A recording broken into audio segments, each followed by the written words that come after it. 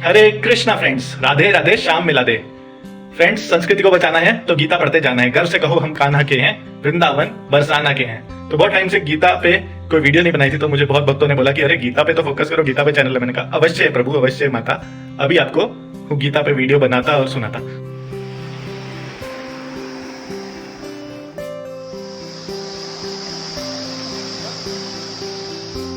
तो फ्रेंड्स, हम पढ़ रहे हैं भगवद गीता का 4th चैप्टर, अध्याय 4, जिसका नाम है दिव्य ज्ञान। तो ये है अध्याय 4, दिव्य ज्ञान।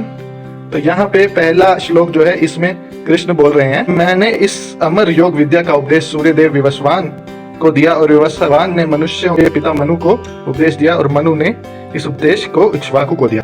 बहुत ही इंटरेस्टिंग अध्याय है ये, और इसमें कृष्ण दिव्य ज्ञान के बारे में बता रहे हैं। गीता के जो पहले 6 अध्याय हैं वो मोस्टली कर्म के बारे में है, कर्म योग के बारे में है, और यहाँ पे दिव्य ज्ञान में कर्म की बात ना हो, ऐसा हो कैसे सकता है। तो आगे चल के जो बहुत ही फेमस श्लोका है कृष्ण का भगवत गीता का, यदा यदा ही धर्मस्य, कृष्ण बोलते हैं कि क्योंकि परंपरा में ज्ञान जो टूट रहा था, इसलिए अर्जुन मैं पुनः तुम्हें ये ज्ञान दे रहा हूँ। जब जब धर्म की ग्लानि होती है तब मैं अवतार लेता हूँ धर्म की पुनर्स्थापना के लिए और साधुओं को की रक्षा करने के लिए, और विनाशाय च दुष्कृताम, दुष्कृताम का नाश करने के लिए कृष्ण कहते हैं संभवामि युगे युगे धर्म संस्थापनार्थाय संभवामि युगे युगे।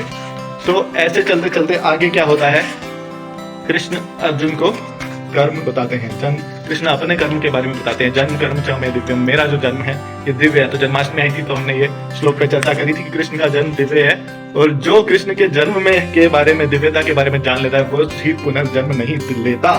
तो कोई अगर आपसे प्रश्न करता है कि गीता पढ़ के क्या होगा, या कृष्ण तो हमारे जैसे ही जन्मे थे, तो ऐसा नहीं है, क्योंकि कृष्ण के जन्म की दिव्यता के बारे में जो समझ ले वो स्वयं ही इस जन्म मृत्यु के चक्कर से निकल जाता है। फिर आगे जाके फ्रेंड्स, कृष्ण गीता में अर्जुन को बताते हैं कर्म क्या है, विकर्म क्या है और अकर्म क्या है। तो कर्म जो है वो हमारा डेली एक्टिविटीज है, विकर्म जो है दुष्कर्म है जो हमें नहीं करना चाहिए, जिसका शास्त्रों में मना किया गया है। और अकर्म क्या है, अकर्म ये नहीं है कि कृष्ण कह रहे हैं कि कोई कर्म ही मत करो अर्जुन।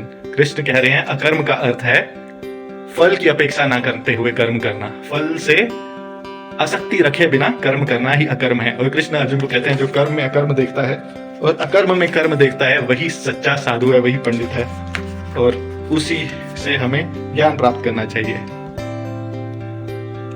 यहाँ पे 4थे अध्याय के 19वें श्लोक में कृष्ण बोल रहे हैं, जिस व्यक्ति का प्रत्येक प्रयास इंद्र तृप्ति की कामना से रहित है उसे पूर्ण ज्ञानी समझा जाता है। उसे ही साधु पुरुष ऐसा करता कहते हैं जो पूर्ण ज्ञान की अग्नि से कर्म फलों को भस्मसात कर दिया है जिसने। तो यहाँ पे कृष्ण की भक्ति जो है उसमें जब पूर्ण ज्ञान की अग्नि है, पूर्ण ज्ञान जो है कृष्ण की भक्ति का पूर्ण ज्ञान, उसको अग्नि से कंपेयर किया गया है।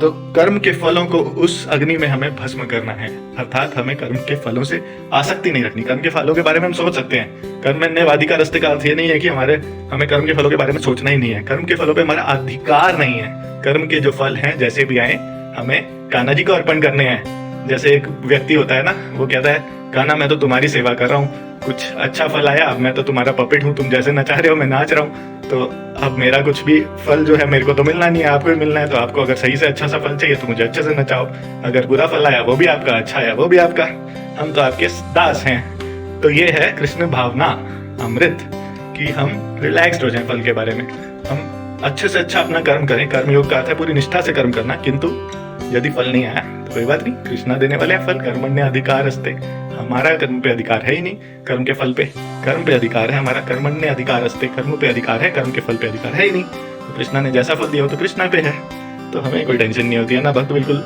बिंदास रहते हैं, कृष्ण दास रहे बिंदास, माया दास रहे उदास, है ना। तो अभी हम 4थे अध्याय का 20वां श्लोक पढ़ेंगे फ्रेंड्स।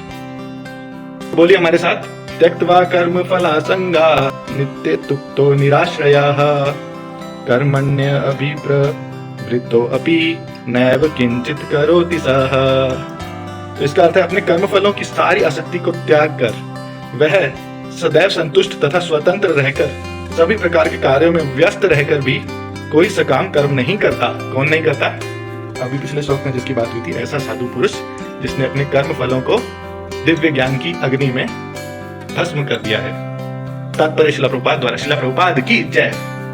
प्रभुपाद जी यहाँ पे बता रहे हैं कि कर्म के बंधन से इसी प्रकार की मुक्ति तभी संभव है जब मनुष्य कृष्ण भावना भावित होकर हर कार्य कृष्ण के लिए करे।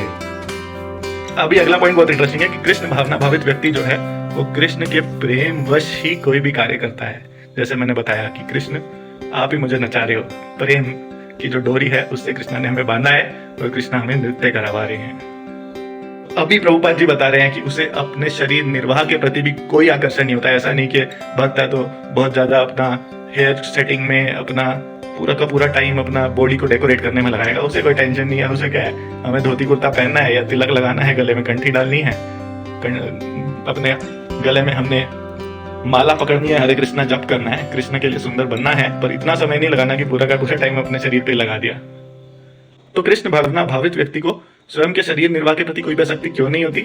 क्योंकि उसे अपना हर कार्य कृष्ण के लिए करना होता है, उसे कृष्ण से आसक्ति है, तो वो कैसे अपने कर्म के फलों से आसक्ति रखेगा, है ना। तो अगला पॉइंट यही है। डियर फ्रेंड्स, इस दुनिया में दुखों का कारण क्या है?